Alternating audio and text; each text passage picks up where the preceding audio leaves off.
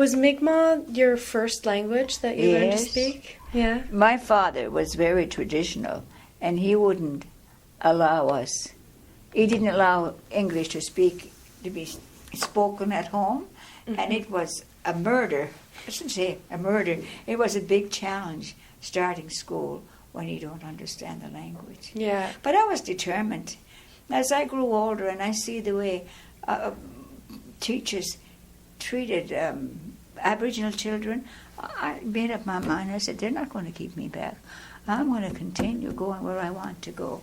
Because they always say, oh, you can't expect as much from these kids because they had least expectations from us.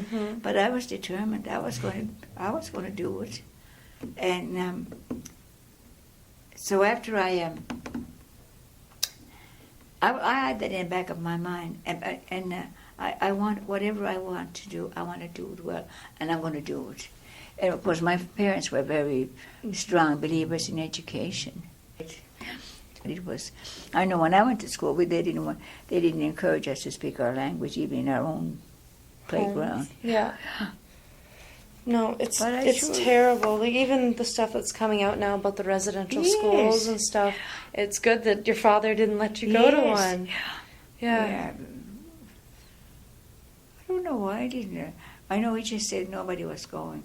But the strangest part of it, because they call now scoop 60s. They were scooping children to send into residential school. That's the Western Canada.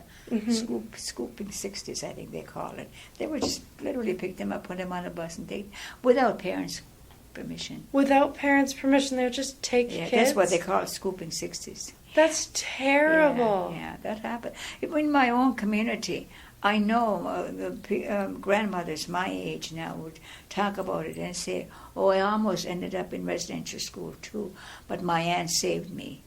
One woman told me, she said that she and her cousin were playing, and the bus driver just picked them up and put them in a bus, and they stopped somewhere to pick, and the aunt saw little girls in the bus, and she took them out. Good. More parents should have done that.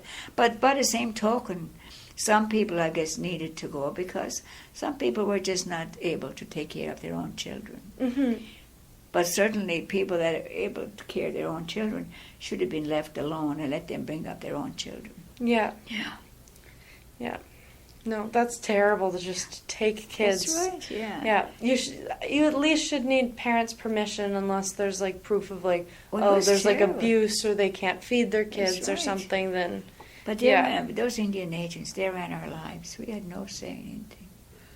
When I think of it now, you were like a captive. They made all the decisions. We know what's good for you. You don't know what's good for you. When you help a person, you asked him, what do you think you need? Where do you think you need help?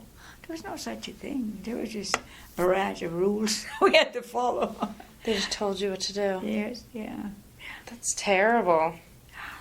But I made up my mind they were not going to control me. Good for you. Good for you. More people need to feel like that. But I guess I think I felt secure because of my own parents. Yeah. I said that in my speech that because of the emotional. Sorry, I can't forget what I said. It was a rich environment.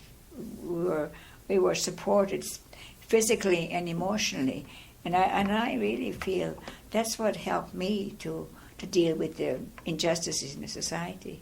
I was secure enough to go with the flow.